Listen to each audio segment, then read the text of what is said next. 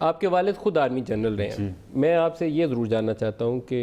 یہ decision important ہوتا ہے کہ یہ سچویشن میں جب بارڈر آپ کے بہت ہی ایک کرائسس لائک سچویشن ہے، ٹینشن موجود ہے، تو اس بنیاد کے اوپر ایکسٹینشن اگر آپ پاکستان کی ہسٹری دیکھیں تو اس میں بہت ایکسٹینشنز ہوئی ہیں،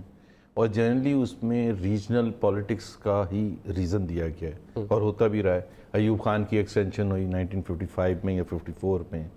جنرل موسیٰ کی 2 دفعہ ایکسٹینشن ہوئی، جنرل یایا 5 سال آرمی چیف رہے، جب تک وہ ایسٹ پاکستان الگ نہیں ہوا تو وہ ان کو جانا پڑا۔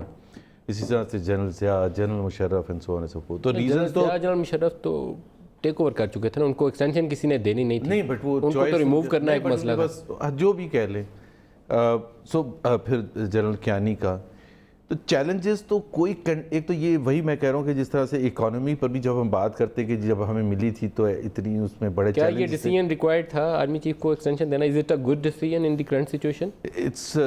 میرے لیے تو it's too early to comment on that. میرے حساب سے جو آپ نے خود ابھی کہا تھا کہ ایک تو پہلے تو میری خواہش، کوئی بھی فیصلہ ہوتا ہے کہ you always wish the best for the country, پہلی بات تو یہ ہوتی ہے، I think that's most important. دوسری چیز یہ ہے کہ کیا اس سے ایک پازیٹیو ٹرینڈ ہوگا، ایک نیا شروعات ہوگی پاکستان کی سیاست میں، جس میں ایک بہت اہم رول فوج کا ہمیشہ سے رہا ہے، یہ it has to be seen. But اس کو ایویلویٹ کرنا، کیونکہ خود انہی کے بقول جو آپ نے کہا اور عمران خان کے بقول یہ کوئی اچھی چیز نہیں سمجھی جاتی۔ سو میرے لیے امیڈیٹلی کمنٹ کرنا اور ریاکٹ کرنا کہ جی یہ پاکستان کے لیے اچھا ہوگا برا ہوگا، I think we'll have to be